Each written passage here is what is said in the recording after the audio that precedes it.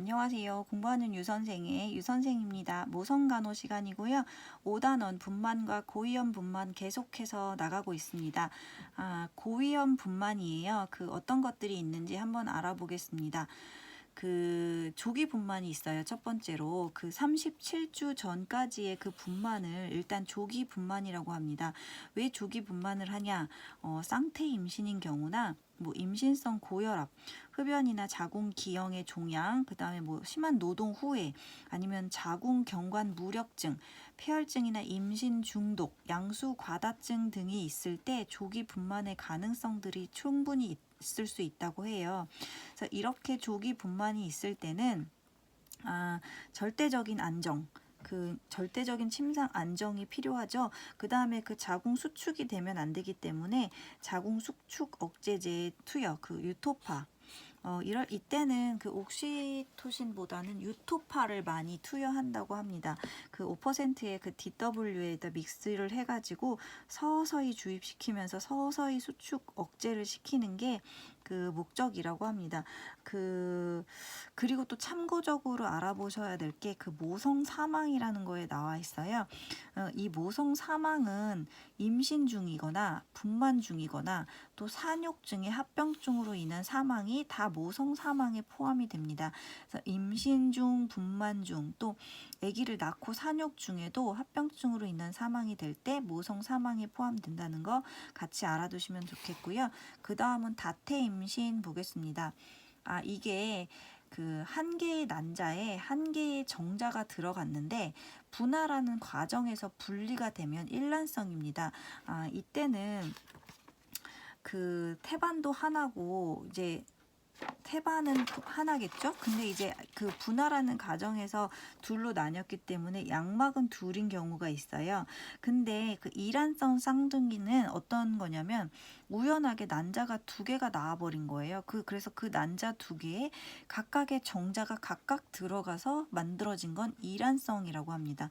이때는 이제 태반도 두 개가 될 수 있고 양막도 두 개, 육모막도 두 개가 그렇게 될 수가 있겠죠. 그런데 이게 각각의 정자가 들어가서 이제 만들어진 일란성인 경우는 괜찮은데 한 개의 난자에 한 개의 정자가 들어갔는데 분할 과정에서 분리가 된 일란성인 경우는 기형아가 나올 가능성이 굉장히 좀 많다고 합니다. 그래서 조금 알아두시면 좋겠고요. 이게 개월수에 비해서 엄마가 아무래도 다태를 임신했기 때문에 큰 자궁을 가지고 있겠죠. 그다음에 서로 다른 심음이 들릴 것이고요. 서로 다른 아두가 만져지면서 10주경에는 초음파 검사로도 확인이 가능하다고 합니다. 문제점을 한번 알아볼게요. 엄마 쪽에 있어서는 아무래도 아이가 둘이나 셋이다 보니까 신맥에 부담을 느낄 수 있고요. 그 다음에 감염이 증가될 수 있고, 그 다음에 빈혈이 오기도 하겠고, 조기 파막이나 조산의 위험도 있고요. 전치 태반, 양수 과다, 자간전증의 빈도도 증가하고 태반 조기 박리의 위험성도 있겠습니다. 그 다음에 태아의 경우에는 저체중, 그 다음에 선천 기형의 증가가 같이 나타날 수 있겠습니다. 치료 및 간호 보겠습니다. 보통은 중기에 한 달에 한 번씩 7개월 이전까지는 한 달에 한 번씩 산전 관리를 가는데 다태를 임신했을 경우는 중기부터도 2주에 한 번 이상의 산전 관리가 꼭 필요하겠고요. 자주 가서 자주 체크를 하셔야 됩니다. 너무 무리하게 체중이 늘어나는 걸 방지해야 되고 영양 관리도 중요하다고 해요. 이게 아무래도 50% 이상은 아이를 가졌기 때문에 더 잘 먹고 이제 더 잘 해야겠죠. 그 다음에 허리에 무리가 주는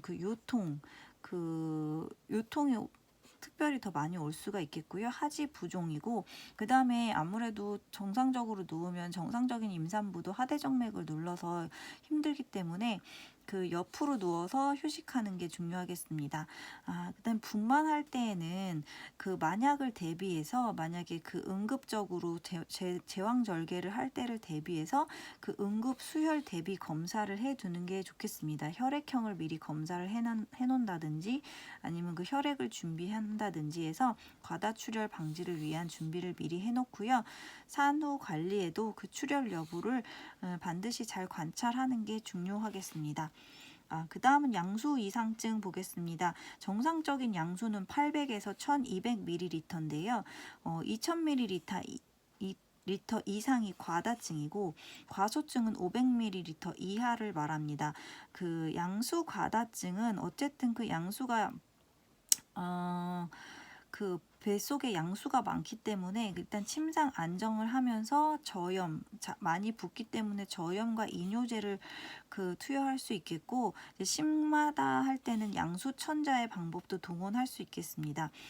양수 과다증이 동반되는 경우는 당뇨가 있다거나 임신성 고혈압, 태아의 결함이나 쌍태 임신 시에 양수 과다증을 보일 수도 있는데요. 양수 과다증이 좀 위험한 게 그 선천성 기형, 신경계와 위장계의 그 선천성 기형을 날 수가 있습니다.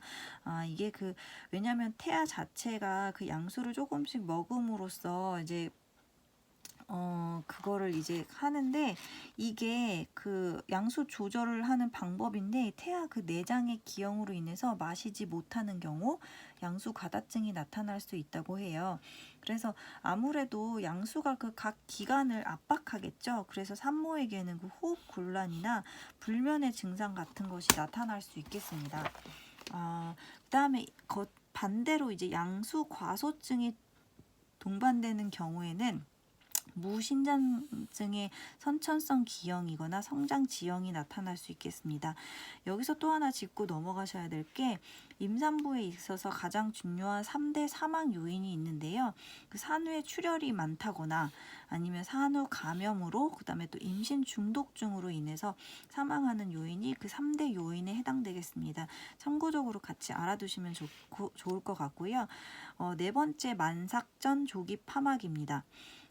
이게 만삭 전에 분만 전에 양막이 파열되는 게 조기 파막이라고 하는데 특별히 또 37주 전에 양막 파열은 만삭전 조기 파막이라고 하네요. 그다음에 진통이 거의 아직 시작이 되지 않았어요. 만약에 그랬다고 치면 그 조금 안정을 취해가지고 양이 아주 미비하다고 하면 그 안정을 취해서 가만히 누워있게 되면 이게 또 재봉인되기도 하는 경우가 있다고 해요. 이거는 이제 진통이 거의 없고 파열이 경미할 때의 얘기고요. 이렇게 만삭전에 조기 파막이 되는 원인으로는 다테나, 두니 임신, 양수 과다증으로 자궁 내 압력이 증가됐을 경우입니다. 임신을 지속시킬 수 있는 방법과 임신을 중지시키는 경우로 두 가지로 나눠놨어요. 가능한 한 엄마 뱃속에 오래 놔두는 게 좋긴 하죠.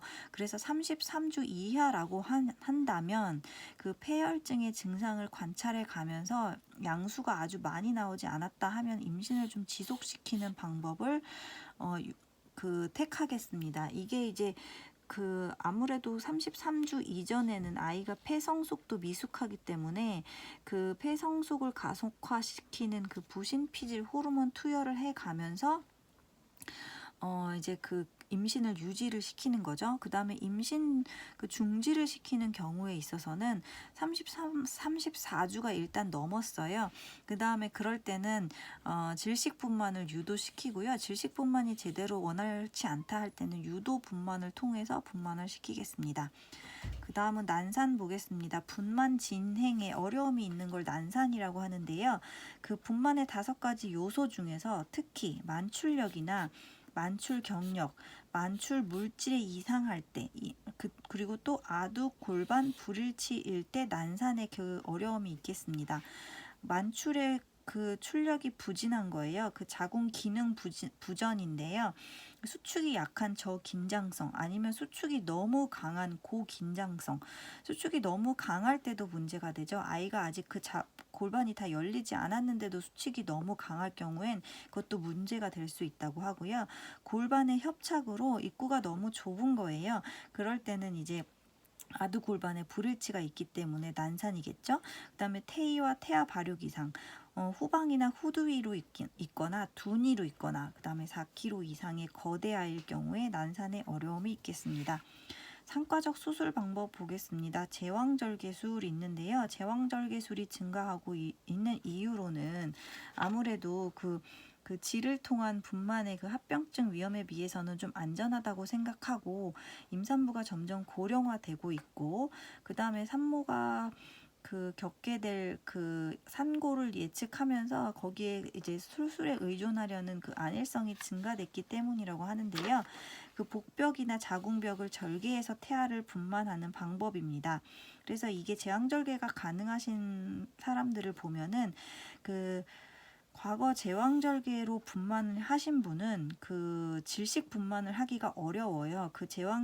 첫째로 제왕절개를 난 경우는 복압이 증가되면 거기가 터질 수가 있기 때문에 둘째는 밑으로 나올 수가 없는 거죠. 그래서 첫째를 제왕절개 하신 분은 둘째도 이제 제왕절개 하는 분들이 많으시고, 그다음에 산전 출혈이나 자궁 수술 경험이 있다거나 고혈압성 질환이거나 그다음에 고혈압성은 이제 혈압이 높기 때문에 복압을 주면 위험하게 되는 거죠.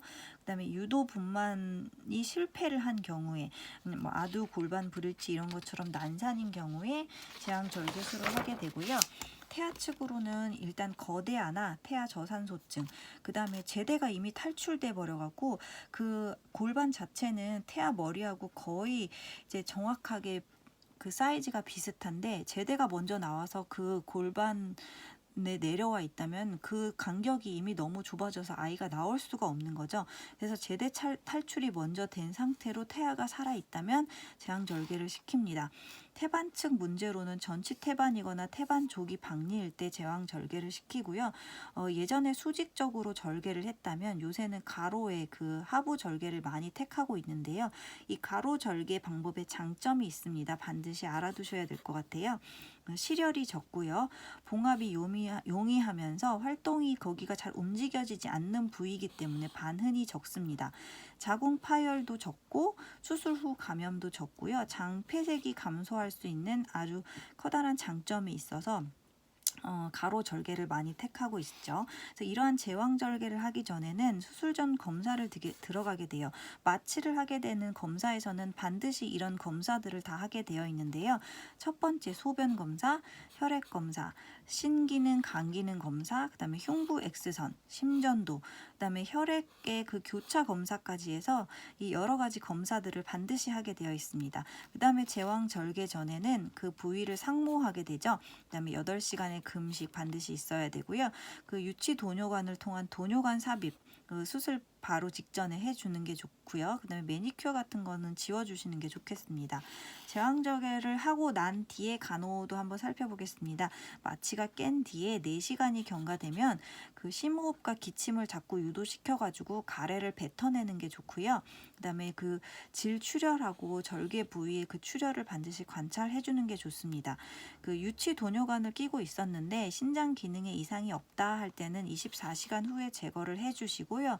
그 다음에 자연적으로 배뇨가 잘 되는지 확인이 필수입니다.